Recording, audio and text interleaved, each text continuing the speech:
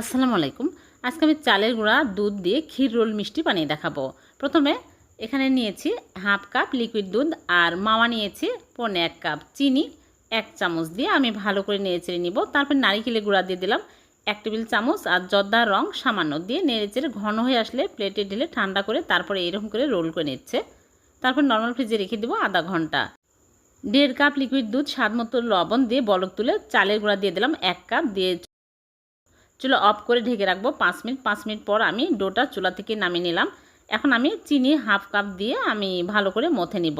তারপর লেচি কেটে নিচ্ছি। এইরকম করে আমি রুটি বানিয়ে তারপরে রোল করে নিচ্ছি। সবগুলো রোল করে নিয়েছে। পানির ভাপে দিব 10 মিনিট। 10 মিনিট পর চুলা থেকে নামিয়ে আমি নরম ফ্রিজে রেখে দিব ঠান্ডা পর্যন্ত। ঠান্ডা হলে বের করে এইরকম করে কেটে নিচ্ছি। হয়ে গেল ভীষণ মজার চালের গুঁড়া দুধ দিয়ে ক্ষীর রোল মিষ্টি। খুবই টেস্টি হয়।